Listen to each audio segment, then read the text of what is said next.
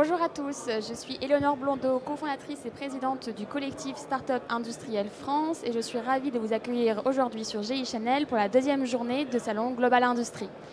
Aujourd'hui, j'ai 3 invités qui vont vous parler de l'industrialisation et de comment les outils numériques industriels et les humains permettront d'accélérer la réindustrialisation de notre pays. Je commence d'abord avec Bertrand Joubert pour qu'il puisse se présenter. Bonjour Éléonore. Je m'appelle Bertrand, je suis DG de Factopi. Factopi, c'est une jeune société qui a 1 an environ, qui accompagne les porteurs de projets hardware dans la phase critique de l'industrialisation au travers de 2 activités. On a une activité de service d'ingénierie sur tous les métiers de l'industrialisation, BE méthode, supply chain, achat, etc. Une activité qui est d'ores et déjà opérationnelle avec quelques belles références comme par exemple une licorne du Space Tech ou quelques jolies boîtes de la MedTech. Et en parallèle, on est en train de monter une seconde offre de Manufacturing as a Service, c'est-à-dire une usine partagée dans la région de Lyon qui va sortir de terre l'année prochaine pour cracher ses premières productions à partir de 2025. C'est une usine qui produira en alternance pour différents clients des pré-séries et petites séries au service de clients de la mécatronique au sens large, que ce soit des startups ou des grands groupes porteurs de projets d'innovation de rupture. Super, merci. Dominique Mercier, on vous laisse vous présenter. Bonjour Éléonore, merci pour l'invitation. Je suis Dominique Mercier, cofondateur et CEO de Keos. Donc Keos est une start-up deep tech que l'on a créée il y a 4 ans qui développe des solutions digitales pour le réemploi des pièces de maintenance à l'échelle européenne. Super. Je veux directement partir dans les questions, mais il faut que je finisse le tour de table. Gaëlle Monteiller de Todd. Alors bonjour, moi je suis Gaëlle, cofondateur et présidente de Todd, qui est aussi une start-up au service de toutes les entreprises, mais notamment des start-up industrielles, sur le sujet du capital humain. Parce qu'effectivement, le premier enjeu pour réussir à relever les défis de l'innovation et de la réindustrialisation, c'est de disposer des bons talents et surtout de savoir les engager. Donc on a un certain nombre de solutions basées sur des neurosciences et sur de la psychologie pour caractériser justement ce potentiel humain et aider le chef d'entreprise à le mobiliser de façon optimale. Ok, merci pour cette introduction. Donc effectivement, je voulais rebondir, Bertrand, sur... donc vous êtes à la base un cabinet de consulting, on va dire, en industrialisation. Là, vous vous lancez à la création d'un lieu. Est-ce que ça fait écho à des besoins que vous avez identifiés chez les entrepreneurs? Est-ce que le foncier est une problématique qui vous est remontée régulièrement du terrain? Et puis pourquoi avoir choisi le territoire lyonnais? Alors, excellente question. Effectivement, en termes de structure d'accompagnement des porteurs de projets hardware, sur toutes les phases amont, c'est-à-dire les phases d'idéation et de concept, il y a beaucoup de structures qui sont capables de donner un coup de main, notamment des Fab Labs, qui sont capables d'aider les porteurs de projets à réaliser les premiers protos. Et à contrario, une fois qu'on est très en aval, les quelques très rares startups qui ont réussi à lever suffisamment de fonds et qui ont suffisamment de maturité, de portance marché et qui ont les moyens, je dirais, de leurs ambitions, sont capables de se doter de leur propre outil industriel. Dans la phase intermédiaire, qui est un peu la phase de tous les dangers, celle où on commence à décoller, celle où on a encore des marques d'intérêt qui sont débutantes mais pas encore assez solides pour voler de ses propres ailes, il y a un vrai trou d'offres et de capacité à fabriquer et à se faire aider sur la fabrication. L'équipe des fondateurs de Factopi, on a tous en commun d'avoir fait nos armes pendant pas mal d'années dans une scale-up qui s'appelle Symbio, qui est une des grosses startups de la mobilité hydrogène et qui a franchi ses étapes avec succès parce que dans cette phase critique, elle a pu s'accompagner d'une structure, d'un industriel de référence qui l'a aidé dans la production des unités numéro 3 à numéro 303, c'est-à-dire vraiment les premières centaines. Et fort de cette expérience, on s'est posé la question de est-ce que finalement ce modèle est réplicable et est-ce qu'il correspond à des besoins. Et très clairement, lorsque un porteur de projet, notamment une start-up, avance dans la maturation de son projet, il trouve beaucoup de solutions pour le sourcing des sous-composants, des technologies clés, parce qu'il y a un tissu industriel qui en France et plus largement en Europe est très riche. Et donc ce n'est pas une grande difficulté pour lui sur les technologies les plus pointues de trouver des accompagnateurs. En revanche, sur les phases finales d'assemblage, de tests, de logistique, pour des sujets vraiment aussi bêtes que ça, il y a très peu de moyens et très souvent les porteurs de projets sont obligés d'investir massivement dans la structuration de leur propre outil alors qu'ils ont des maturités assez faibles. Pour dire un mot sur le territoire lyonnais, il est effectivement assez riche. C'est une métropole qui a la chance d'être à la fois fort bien connectée sur l'ensemble des territoires français et en même temps avec un tissu industriel, en particulier un tissu industriel urbain très riche. Donc c'est ce qui a déterminé le choix de notre implantation dans la région, notamment lorsqu'on est un porteur de projet, qu'on a envie d'envoyer ses ingénieurs, ses designers sur le terrain au contact de la ligne de prod au quotidien. C'est plus simple de pouvoir les envoyer dans une grande ville que dans des territoires un peu plus reculés, parce qu'on est dans des phases où le design et la production ont besoin d'être en contact étroit, et donc être au contact de nos clients, c'était un sujet déterminant. Tout à fait. Effectivement, le collectif Startup Industrielle France a développé la notion de lieu repère de l'industrie qui répond à ce besoin à la fois de stockage et de confidentialité par rapport à son matériel, ses pré-séries.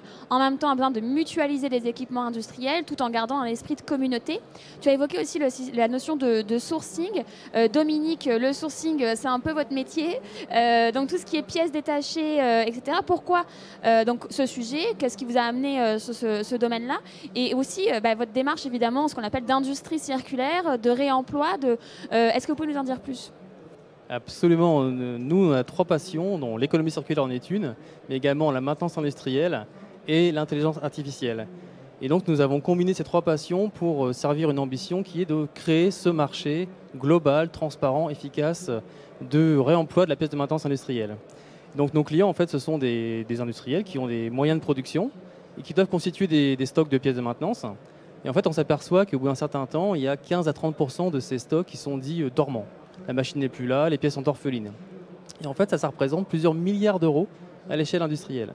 Et en même temps, les acheteurs de ces mêmes industries passent leur temps à chercher des pièces rares, parfois obsolètes, pour maintenir leurs équipements qui sont vieillissants. Et entre les deux, n'ayant pas trouvé de solution à l'échelle efficace, Keos s'est pris de la mission de rendre visible en fait ces millions de pièces dormantes afin que des acheteurs puissent les trouver et les acheter.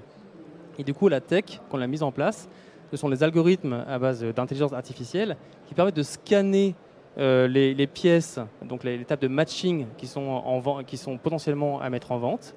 Ça, c'est l'étape numéro 1. Ensuite, on va reconstruire une fiche technique, parce que notre enjeu, c'est que des acheteurs puissent trouver la pièce. On va déterminer un prix de marché, qui est également un frein au réemploi. Et enfin, on va publier en automatique des offres sur différentes places de marché, dont Keos Market.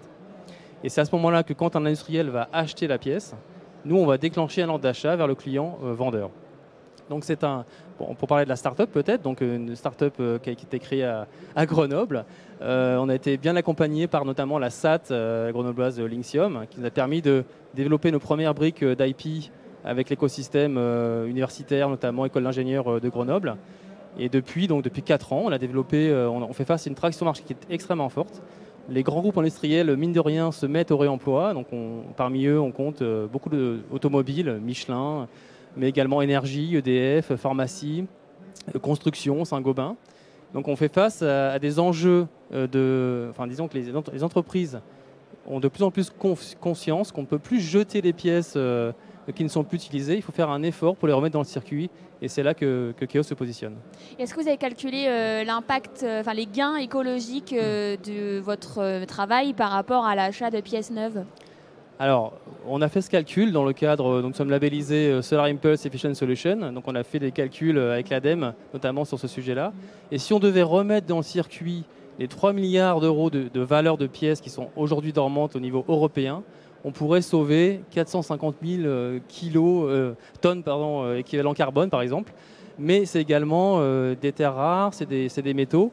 En fait, toute pièce qui n'est pas jetée n'a pas besoin d'être refabriquée et donc de consommer des ressources terrestres.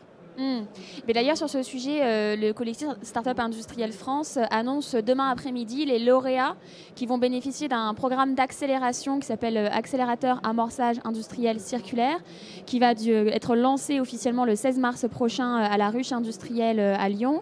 Et pendant 5 mois, des startups industrielles de toute la France qui étaient ce qu'on appelle entre guillemets linéaires, c'est-à-dire qui, au moment de leur création, n'avaient pas forcément pris en compte leur impact environnemental, vont être accompagnés pendant 5 mois par des industriels de toute la France, de toutes les filières, l'automobile, l'aéronautique, la chimie, pour être mentorés, pour à la fin avoir une roadmap opérationnelle sur comment circulariser mon projet, tant sur le produit que sur le business model, parce qu'évidemment, l'un ne va pas sans l'autre, avec qui la mettre en œuvre, donc des acteurs comme Factopie ou d'autres, et des solutions comme Keos d'ailleurs aussi, et puis avec quel financement, parce qu'évidemment, tout ça a besoin d'être financé, et aujourd'hui, les acteurs comme BPI France, comme l'ADEME ou comme d'autres commencent à développer des aides spécifiques dédiées au financement, mais on a aussi besoin d'équipes formées sur ces sujets.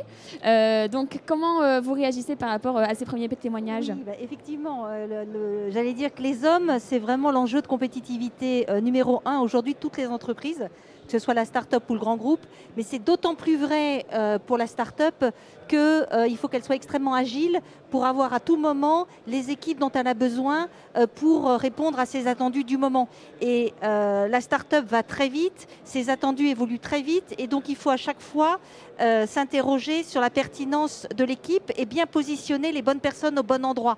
Et ce qu'on fait, donc nous, c'est des outils d'intelligence artificielle qui sont basés sur les neurosciences, qui permettent de caractériser effectivement quelles sont les forces de chaque membre de l'équipe, et on va aider souvent le dirigeant à véritablement positionner, utiliser la plus grande énergie de chacun.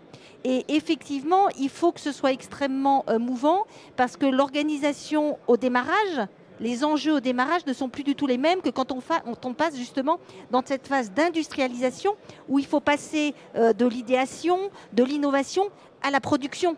Et effectivement, ce n'est pas forcément les mêmes personnes, il ne faut pas les manager de la même façon. Et c'est ça qu'on met en lumière. Et en fait, donc on a développé un certain nombre d'outils et on a appliqué en fait, c'est pour ça que je dis que je fais de l'ingénierie du capital humain, tous les concepts de Lean dans les usines pour être le plus efficace possible, le plus performant possible, à l'aspect humain. Donc en gros, on fait, si on peut le dire comme ça, du lean humain. Et en fait, on mesure des TRS humains, c'est-à-dire qu'on aide le patron, enfin le dirigeant, à s'assurer qu'à tout moment de son développement, il mobilise toutes les forces dont il dispose pour permettre à chacun d'être aligné sur la même longueur d'onde que son poste, pour reprendre des termes industriels et physiques, rentrer en résonance et apporter toute la performance humaine. Voilà ce qu'on fait. Et effectivement, on travaille pour toutes les entreprises, mais là où je pense qu'on apporte le plus de valeur ajoutée, c'est justement dans les startups qui ne peuvent pas se permettre d'avoir des ressources pas bien utilisées, qui ne peuvent pas se permettre d'avoir des postes vacants. Donc on va intervenir dès le recrutement, mais surtout aller capter toute cette énergie et la mobiliser au service du projet. Et on parle beaucoup aujourd'hui de réconcilier l'industrie, la finance et le numérique au service de la transition écologique et sociale.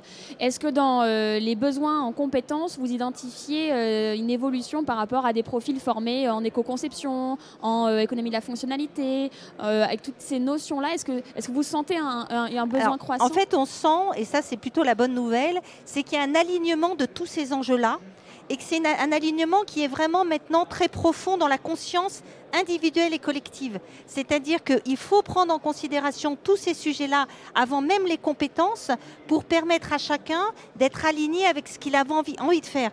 Typiquement, pour travailler chez Keos, si vous n'avez pas cette envie de participer à la construction de l'économie de demain, vous ne serez pas bien là-bas. Voilà. Et donc effectivement, la compétence c'est une chose et il la faut. Mais la compétence seule ne suffit pas. Et c'est pour ça que nous, on va bien au-delà de la compétence. Ce qui est important, c'est de mettre cette compétence en mouvement au service de l'enjeu et de la société qu'on veut construire. Et c'est cette compétence-là de mise en mouvement, d'être capable de s'engager et d'exprimer les enjeux auxquels on veut s'attaquer, qui sont le plus essentiels aujourd'hui dans notre approche. C'est vraiment, on va mettre en lumière ces sous-jacents invisibles, mais essentiels, qui vont faire que le candidat en recrutement va postuler, que le collaborateur va s'engager et va vraiment donner tout ce qu'il peut parce qu'il y croit, parce que c'est un projet collectif dans lequel il va avoir un rôle et un sens. La notion de sens et d'utilité est essentielle. Bertrand, comment vous intégrez cette notion d'économie circulaire dans l'accompagnement à l'industrialisation que vous proposez? Donc j'entends qu'il y a un aspect de territoire, évidemment. Est-ce qu'il y a d'autres façons de l'intégrer dans vos missions? Alors, notre sujet, il va essentiellement porter sur le partage des moyens. Alors, le partage des moyens, on peut le voir au regard de l'économie de moyens financiers qui représente l'investissement industriel, dès lors qu'on peut le partager entre deux lignes de produits qui sont adressées à partir d'une même ligne reconfigurable, eh bien on va avoir aussi moins de ressources qui sont mobilisées sur cette activité de production.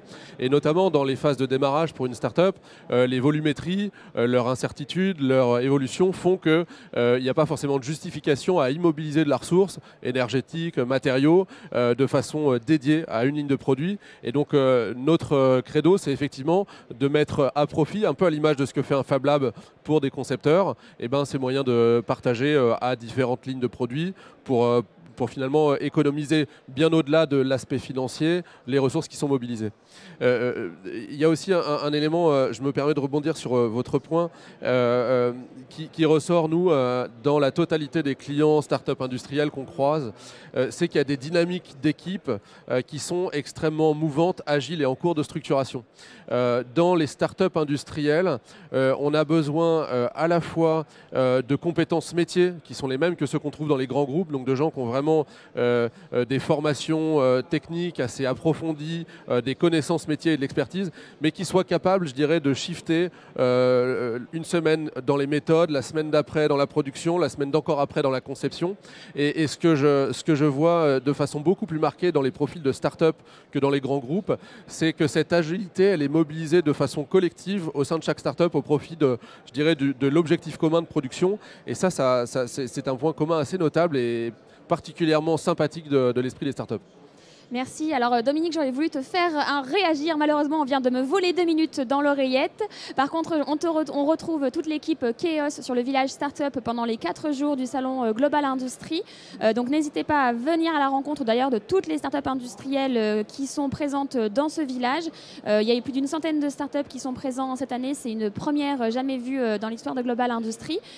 Pour ma part, je reste à votre disposition pour répondre à toutes les questions sur comment réconcilier l'industrie, la finance et le numérique au service de la transition écologique et sociale par le développement d'un écosystème favorable à l'amorçage industriel circulaire qui va bien au-delà de la décarbonation.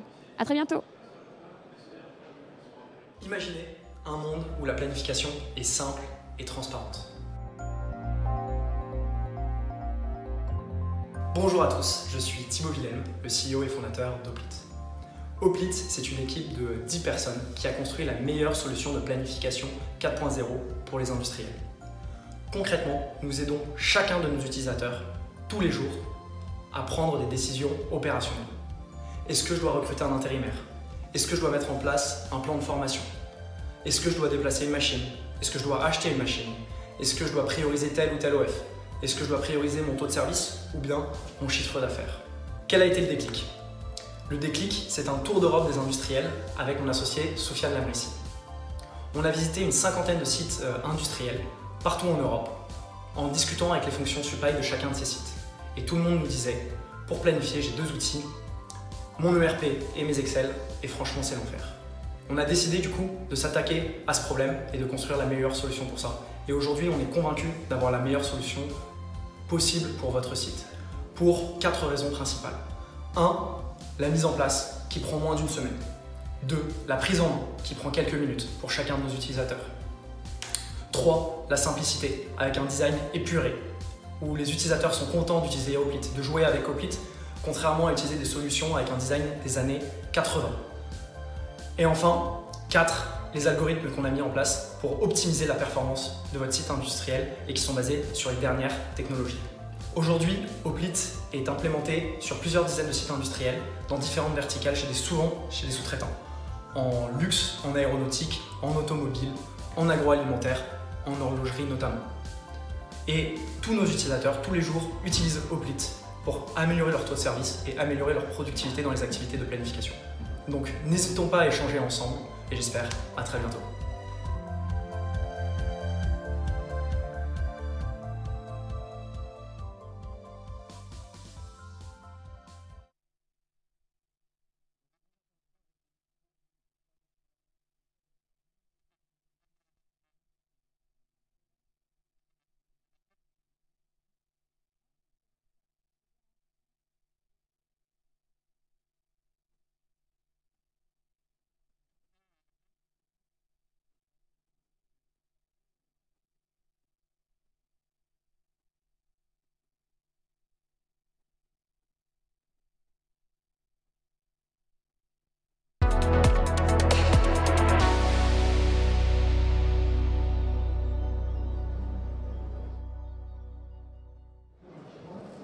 Bonjour Sophie Julien.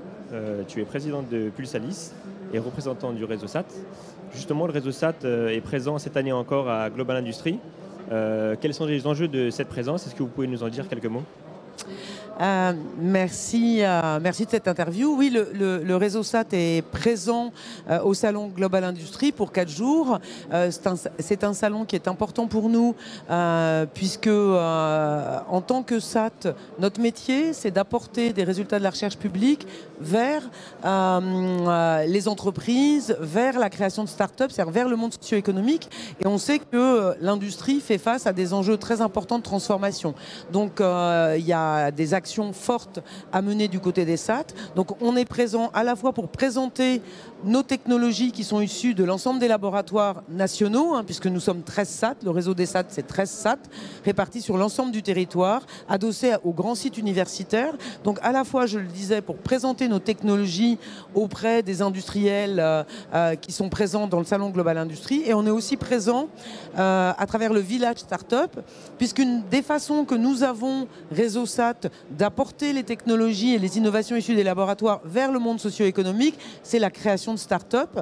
On est dans le monde du plan Deep Tech, dans le monde des start-up Deep Tech, et nous avons 9 start-up dans le domaine industriel qui apportent justement et qui accompagnent les enjeux de transformation de l'industrie à ce salon Global Industries.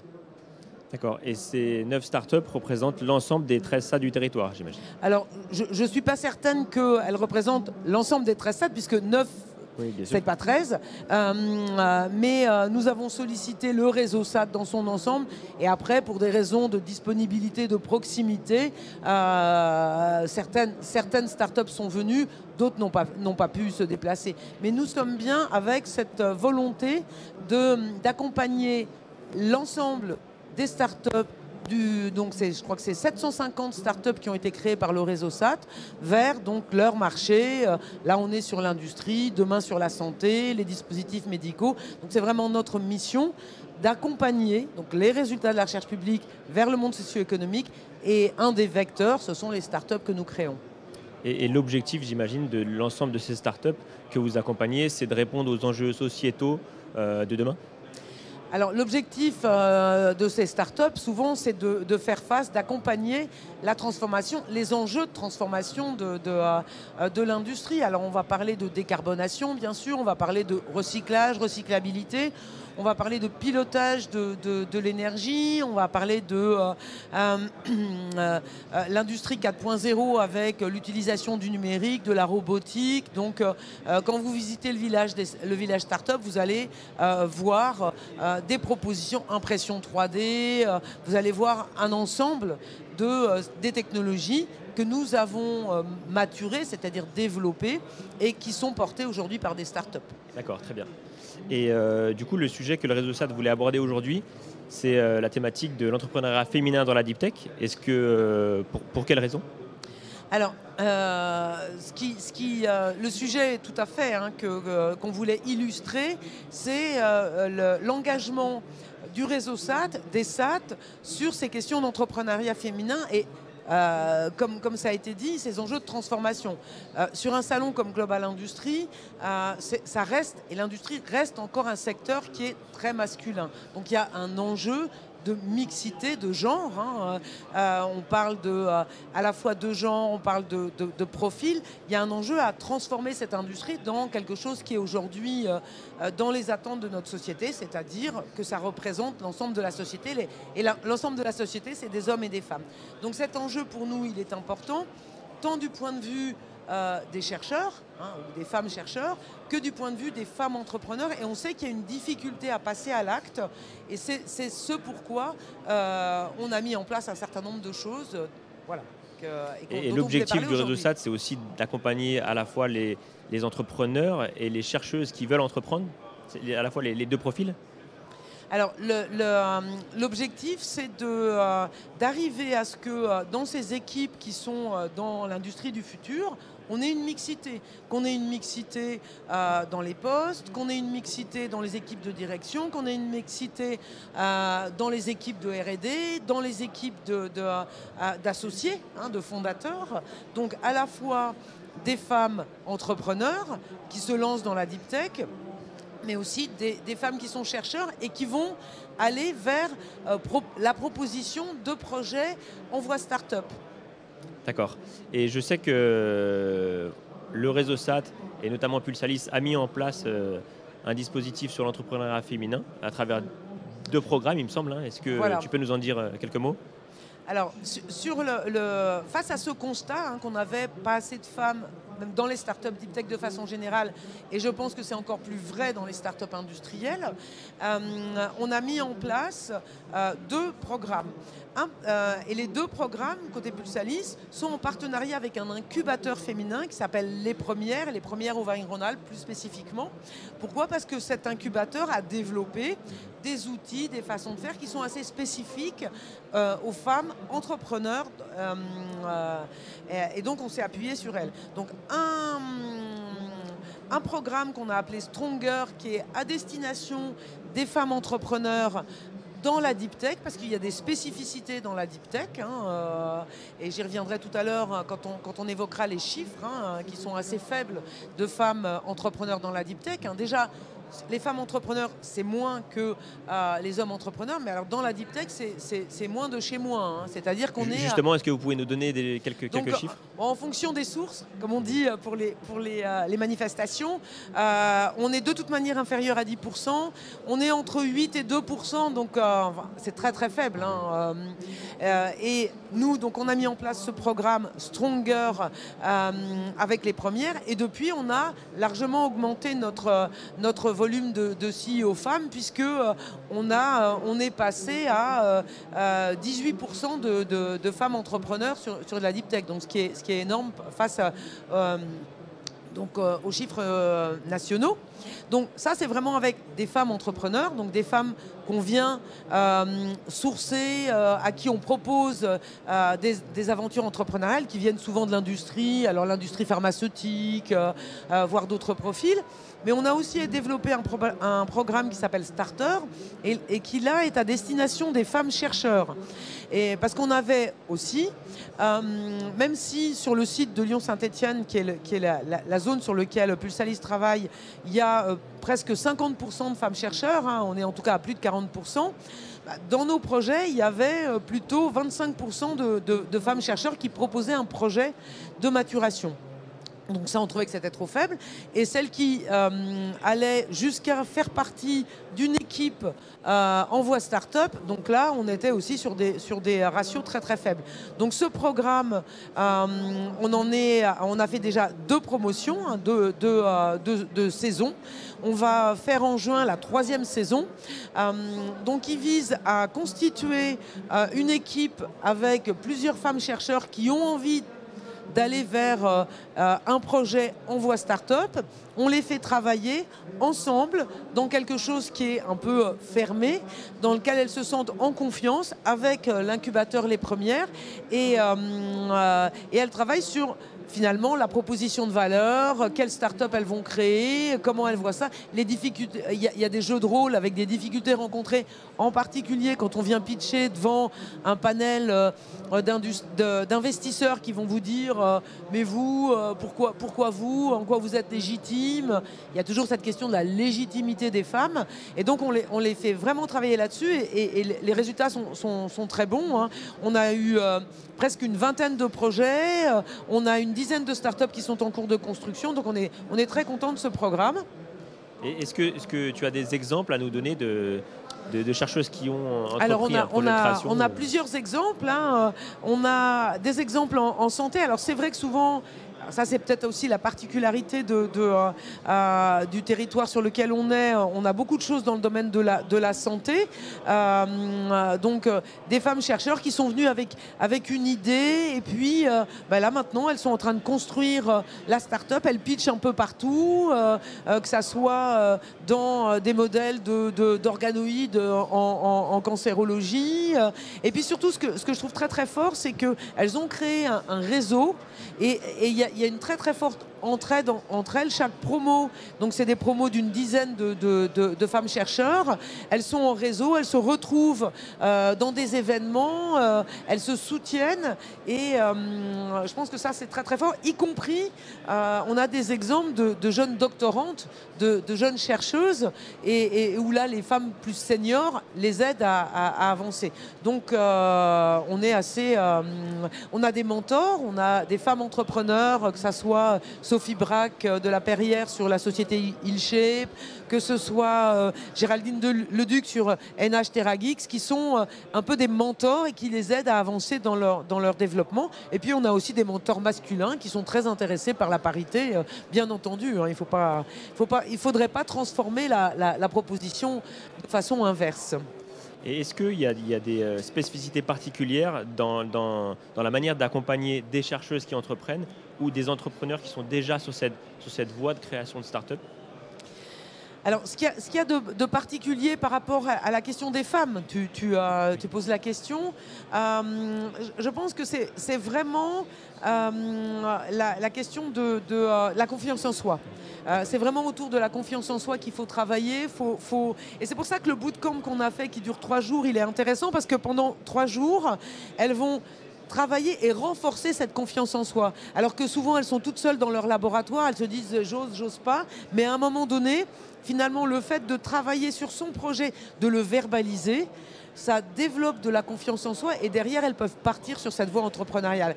Et c'est pour ça que la forme qu'on a choisie, qui est une forme d'un bootcamp, c'est-à-dire un travail sur 3 jours consécutifs, est me semble-t-il, importante. Donc il y a à la fois des outils, hein, avec du mentorat, avec du réseau, mais il y a aussi la forme qui doit être que ça doit être assez ramassé pour avoir le temps de changer un peu de posture. Je pense que ça, c'est un élément important. D'accord.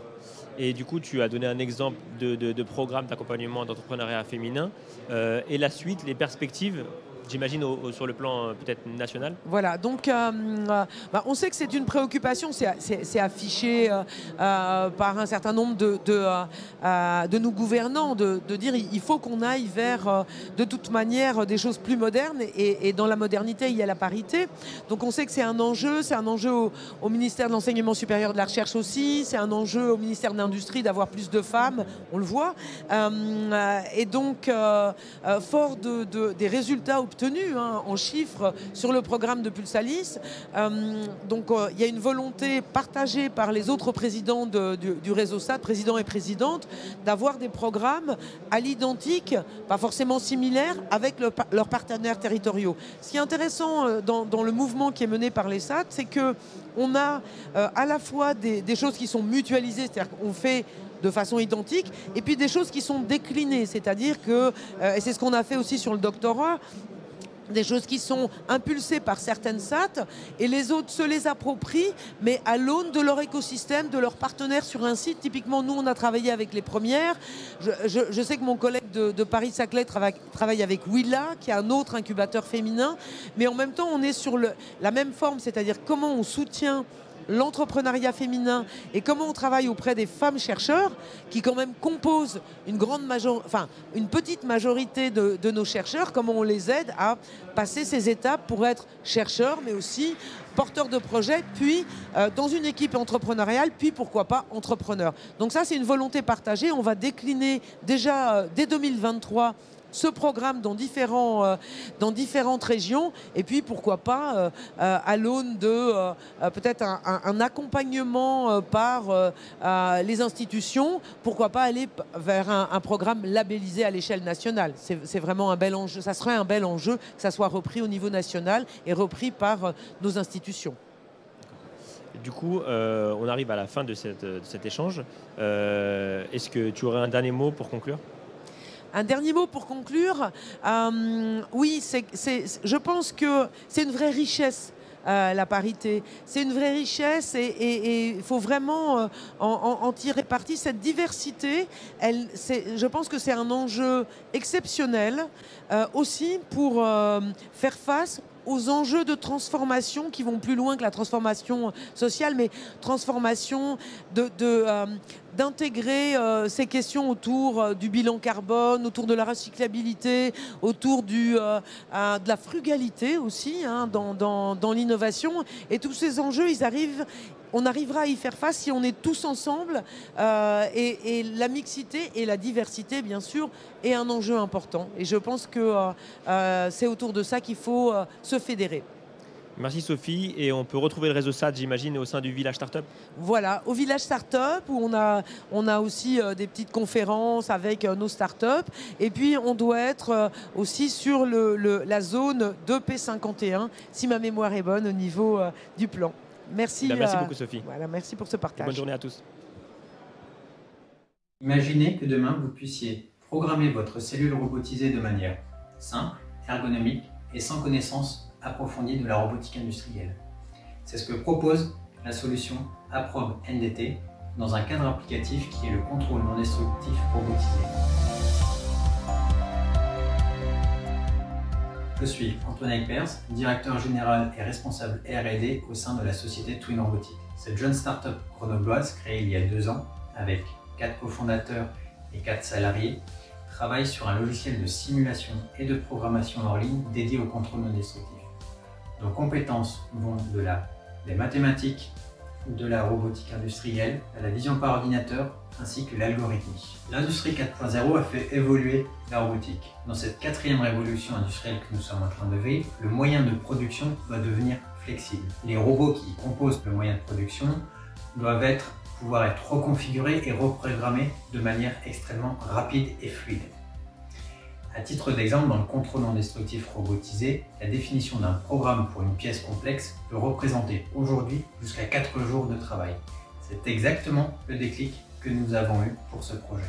La solution proposée est un logiciel qui intègre le jumeau numérique de la machine, à savoir le jumeau numérique du robot, du capteur de contrôle non destructif et de la pièce inspectée. Rien qu'avec ce jumeau numérique, il est possible de venir définir manuellement sa trajectoire en se basant sur sa maquette numérique. Cette étape-là permet déjà de réduire de 4 jours le temps de programmation d'une cellule à une seule journée. Mais évidemment, Twin Robotics souhaite aller plus loin et travaille déjà sur les fonctionnalités d'auto-teaching qui sont notre véritable marqueur d'innovation. Imaginez que votre solution de programmation hors ligne puisse être capable de vous générer automatiquement ce fameux scénario d'inspection. Et qui plus est, ce scénario d'inspection sera optimisé en fonction de votre pièce, avec un temps de cycle minimisé, sans collision et qui réduise votre facteur humain. Ainsi, avec notre nouvelle brique d'auto-teaching, le temps de programmation sera de l'ordre d'1 heure. En octobre 2022, notre solution sera prête pour des applications de thermographie active. Mais nous savons dès à présent qu'elle pourra être facilement adaptable à d'autres domaines tels que l'inspection visuelle ou la numérisation 3D. La robotique n'est plus une affaire de spécialistes et votre valeur ajoutée n'est pas dans la programmation du robot. Alors, contactez Twin Robotics pour tester notre solution.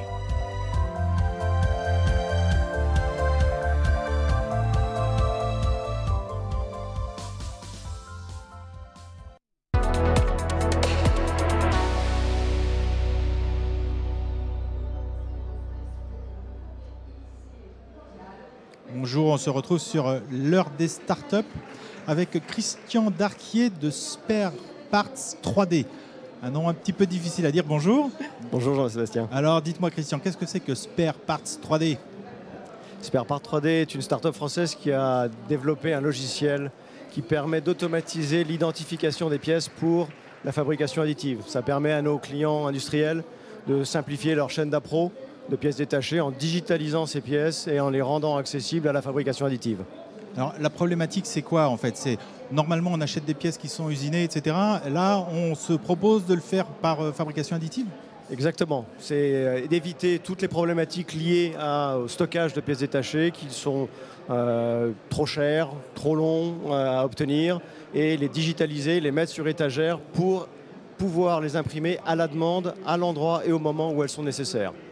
Ça voudrait dire gagner en stock, gagner en rapidité éventuellement, ce genre de choses. Absolument, c'est réduire les niveaux de stock, réduire les minimums de commandes, réduire les temps d'approvisionnement pour avoir la pièce au plus près, au bon moment, au bon endroit.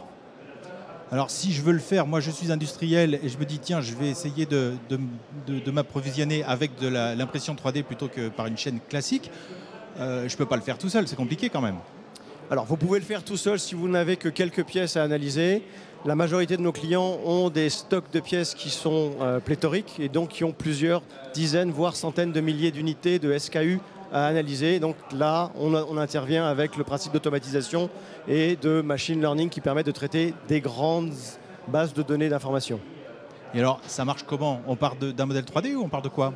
Alors, on part de la donnée du client, quelle qu'elle soit. Et c'est la force de Digipart, c'est le fait qu'on peut partir de données partielles, qu'il y ait un modèle 3D ou pas, parce que nous sommes capables de faire de l'enrichissement de données, de la complétude de données, même quand celles-ci sont partielles, pour pouvoir analyser et donner des résultats d'imprimabilité, pour permettre de focaliser ensuite les temps d'ingénieurs sur les pièces qui ont le plus de potentiel.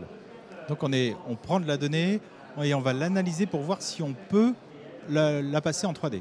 Absolument. Et on est capable ensuite de déterminer les informations manquantes à aller chercher et affiner au fur et à mesure de notre méthodologie à entonnoir les pièces qui ont le plus de potentiel pour obtenir une solution technique, un matériau et un process, un coût, un business case, une valeur à générer. Après, on choisit du coup le procédé de fabrication additive qu'on va utiliser pour fabriquer cette pièce. On a le choix et Digipart est aussi un outil d'aide à la décision qui permet soit de choisir la solution recommandée, soit de travailler avec le logiciel pour affiner un certain nombre de specs fonctionnels, pour trouver des matériaux qui seront encore plus adéquats pour répondre aux besoins des contraintes fonctionnelles des pièces. Non. Mais vous ne fabriquez pas de pièces, hein. Vous intervenez avant. Absolument, on intervient en amont, nous sommes les facilitateurs du transfert vers la fabrication additive. On permet de déterminer le potentiel que peut présenter la fabrication additive pour un ensemble de pièces, aussi grand soit-il. Mais ça veut dire quand même maîtriser ces procédés, les connaître, maîtriser, connaître l'état de l'art. Absolument. Nous sommes aujourd'hui une société de 15, il y a 14 ingénieurs essentiellement, à la fois informatiques, mais aussi ingénieurs méca et experts de la fabrication additive qui sont en veille permanente pour actualiser nos bases de données et permettre qu'à chaque fois que l'on fait une recommandation, cette recommandation est pertinente, rigoureuse et sur le marché. Et vos clients, c'est qui? C'est des grosses entreprises, des petites, des gens qui ont beaucoup de pièces? Essentiellement des entreprises secteur industriel lourd, alors de l'énergie, et tous ceux qui ont en fait des actifs industriels dont la maintenance est un enjeu financier extrêmement lourd. Donc là aujourd'hui on travaille beaucoup avec l'énergie, la pétrochimie, la chimie, le secteur minier et la défense. En fait on peut l'appliquer à tous les domaines finalement, tous les secteurs. On peut l'appliquer à tous les secteurs, après c'est une question de maturité par rapport à la technologie de fabrication additive et l'aisance que peuvent avoir nos clients par rapport à cette nouvelle techno. Et une question de rentabilité par rapport à une supply chain classique. Il y a des enjeux économiques, c'est la véritable question à régler parce qu'aujourd'hui beaucoup de choses sont imprimables en 3D. En revanche, toutes ne sont pas intéressantes d'un point de vue économique et c'est là où notre double analyse a toute sa pertinence. Donc on récupère les données, on analyse pour voir avec quel procédé de fabrication additive on peut les produire à un coût raisonnable et on peut le faire de façon automatisée. Merci beaucoup Christian. Absolument, merci beaucoup Jean-Sébastien.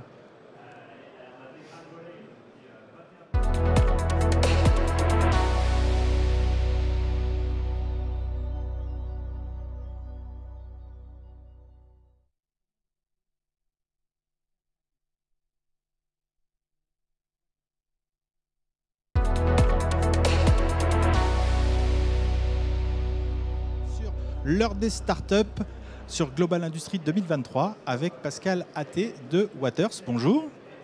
Bonjour Jean-Sébastien. Alors dites-moi, qu'est-ce que c'est que Waters?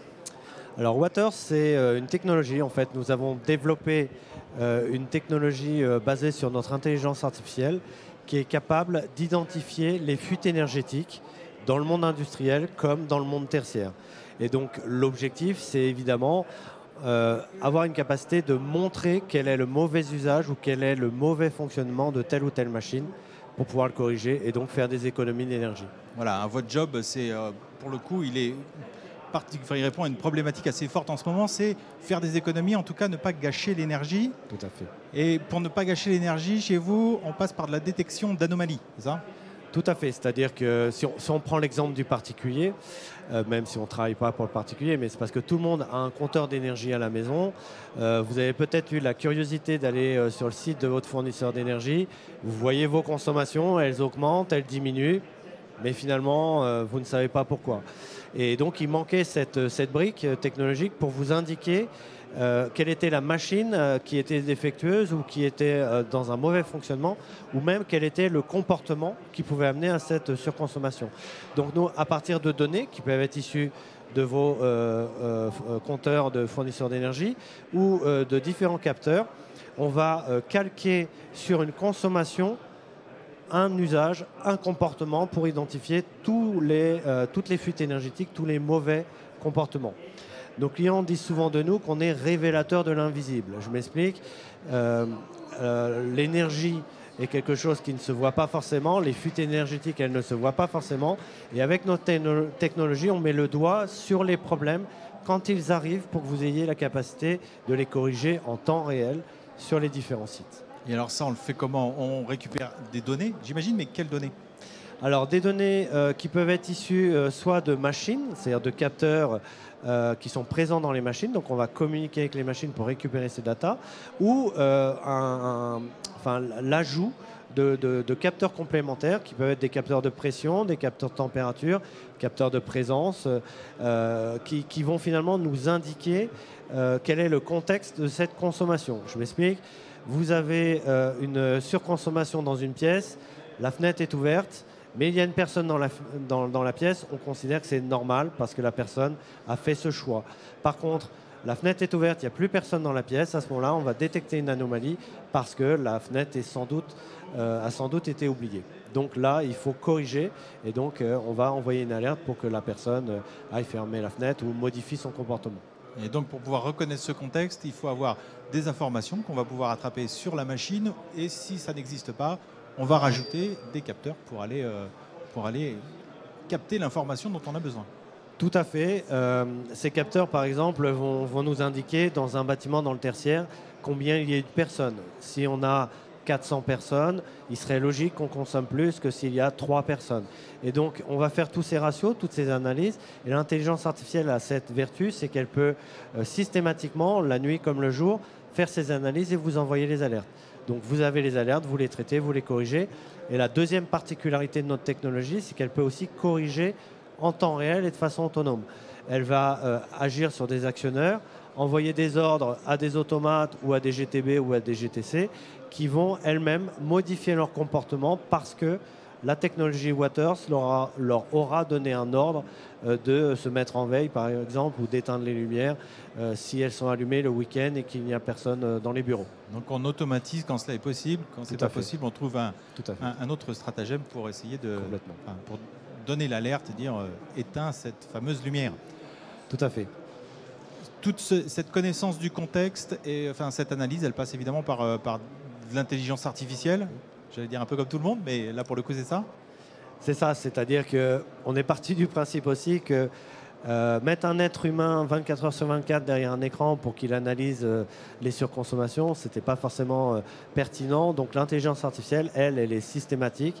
Et à partir du moment où elle détecte ces anomalies, elle va, comme on le disait, soit les corriger avec les actionnaires, soit renvoyer uniquement une alerte, et c'est à l'être humain le lendemain de corriger l'anomalie, ou en tout cas de faire en sorte qu'elle n'apparaisse plus dans les jours suivants. Et alors les gains qu'on peut obtenir avec cette solution-là, c'est de quel ordre ? Alors notre record, c'est 20% en 24 heures. C'est-à-dire que nous, en fait, il nous suffit juste d'avoir un cycle complet d'une journée pour identifier les consommations pendant une journée de production, par exemple, et hors production. Et à partir de ce moment-là, dès qu'on va sortir du cadre, dès qu'on va sortir des paramètres, ça va générer des alertes pour que les surconsommations puissent être corrigées. Donc on peut attendre à des ROI qui sont particulièrement intéressants et en tout cas faire de l'économie quasiment instantanée. Merci beaucoup. Tout à fait. Merci à vous.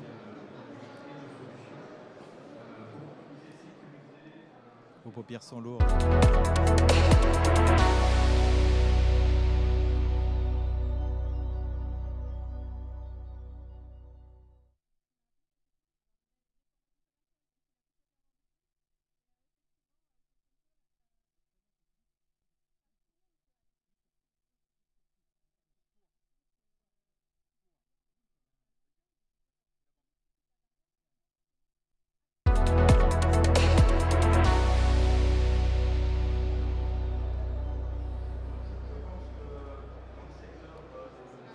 C'est l'heure des startups où on découvre les savoir-faire et les compétences de startups et de jeunes pousses industriels. Je suis avec Philippe Courtois de Sixcan. Bonjour. Bonjour.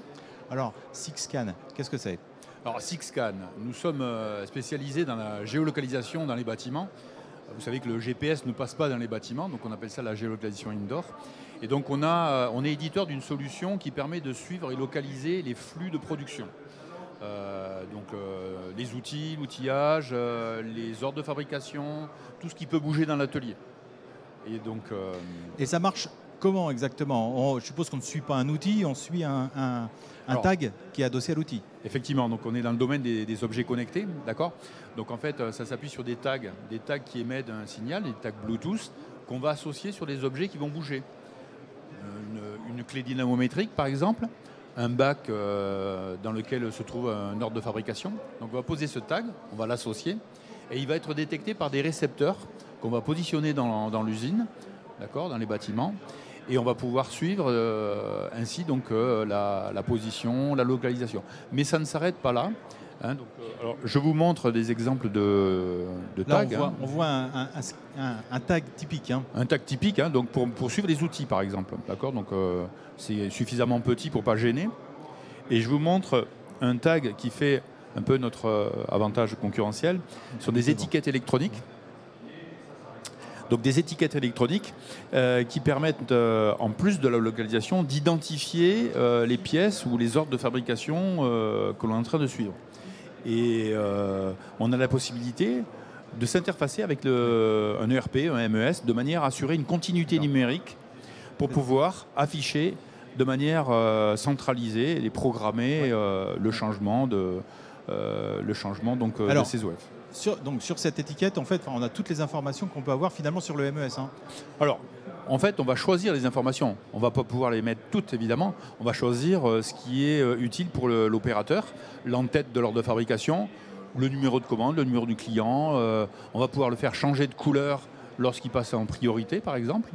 On va pouvoir ainsi éviter d'avoir à réimprimer les fameuses fiches suiveuses. Vous savez, donc, un OF, souvent, c'est une fiche suiveuse dans laquelle il y a une dizaine de pages au moins. Et donc, on va s'épargner ces choses-là. Et on va pouvoir ainsi digitaliser les ordres de fabrication pour pouvoir donc, les suivre sur une tablette ou sur... Suivre sa prod en temps réel. En plus, localiser les batchs, mais surtout suivre la prod en temps réel, savoir où on en est de l'ordre de fabrication, si ça change l'ordre des priorités, etc. Exactement. Ça, c'est l'asset tracking. Suivre, localiser, les compter, voir l'historique. D'accord. Donc, on peut revenir en arrière et comprendre et analyser pourquoi il y a eu un goulot d'étranglement, un retard. On peut ainsi analyser. Alors, finalement, vous avez trois solutions. D'abord, on localise des outils, par exemple, à forte valeur. On va faire du suivi de flux de production. Voilà, avec l'identification, donc on appelle Digital Display, donc c'est notre module de notre suite logicielle. Et puis, vous pouvez faire de l'inventaire. Et on peut faire de l'inventaire, effectivement, avec Sixcan Inventory. Donc on va pouvoir compter des consommables, des pots de peinture, etc. Donc en fonction des objets, outils, des objets structurés comme les ordres de fabrication ou des consommables qu'on veut simplement compter. Alors, la techno que vous utilisez, c'est... On s'appuie sur du Bluetooth Low Energy, pour l'asset tracking et digital display. Et on s'appuie sur du RFID pour l'inventaire rapide. Et donc, vous utilisez le Bluetooth et surtout, vous êtes sur la partie logicielle. Vous ne développez pas les tags. Non, on ne conçoit pas les tags, donc on les source sur le marché, d'accord. Et donc on les configure. Et nous, notre valeur ajoutée, c'est la suite logicielle avec les algorithmes de positionnement, d'historique, la connexion avec un ERP, la continuité numérique, etc. Et on se connecte avec pas simplement des ERP, mais aussi des jumeaux numériques, des plateformes IoT, tous les outils qu'on peut avoir en amont et qui peuvent apporter donc, de la valeur, sur lesquels on peut avoir à afficher en toute mobilité donc, les informations dans l'atelier. Tout l'intérêt de numériser sa production. Exactement. Dans le cadre de l'industrie 4.0. Alors évidemment aussi ne pas développer ces produits, c'est pour réduire les coûts en fait. Hein. Exactement. Notre valeur ajoutée, effectivement, donc nous, ce qu'on veut, c'est vraiment avoir un ROI de près de 6 mois. Donc on achète à des grands volumes, et donc ce qui permet d'avoir des coûts unitaires très bas et d'avoir ainsi le meilleur ROI avec un maximum de valeur ajoutée, bien sûr. 3 solutions. On va localiser, on va traquer, on va faire l'inventaire avec une solution Bluetooth avec un coût minimal. Merci beaucoup. Avec plaisir. Merci. Imaginez que demain, vous puissiez améliorer votre productivité en réduisant le temps passé à chercher vos outils, vos équipements et vos encours de fabrication, et en optimisant vos flux intralogistiques. C'est ce que nous vous proposons chez Ubudou à travers une solution de géolocalisation hybride et complète, déjà déployée dans plus de 5000 sites. Je m'appelle Victor Boger, je suis directeur commercial d'Ubudou, basé à notre siège du coup à Paris en France. Nous avons donc 4 bureaux dans le monde entier, notre siège à Paris, notre bureau R&D et production à Varsovie en Pologne et 2 bureaux commerciaux à Singapour et à Hong Kong. Nous sommes donc au total 35 collaborateurs focalisés notamment sur l'innovation et la R&D dans la géolocalisation. Ubudou développe des systèmes de géolocalisation depuis 2011, mais le vrai déclic est arrivé en 2015 lorsque McDonald's nous a demandé d'optimiser l'opération de service à table grâce à ces chevalets connectés et localisés par le système Ubudou. C'est à ce moment-là que nous avons commencé à adresser tous les cas d'usage de productivité dans le monde industriel.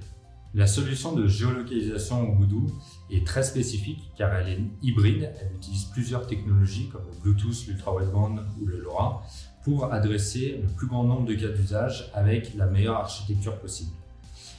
Aussi, la solution est complète, c'est-à-dire que Ubudou développe soi-même ses propres produits physiques, donc le hardware, mais aussi toute la partie logicielle qui inclut le Location Engine qui calcule les positions en temps réel, mais aussi toutes les applications métiers qui vont aider en fait les opérateurs à optimiser leurs opérations. Nous travaillons avec des industriels comme Schneider Electric, Elias ou Viessmann pour les aider à réduire de 60 à 80% le temps passé à chercher des encours, des outils et des équipements.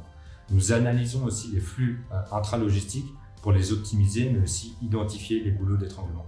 Si vous souhaitez savoir comment la géolocalisation peut vous aider à optimiser vos opérations sur vos sites industriels, n'hésitez pas à vous rendre sur notre site web pour nous contacter www.ubudou.com. À très bientôt.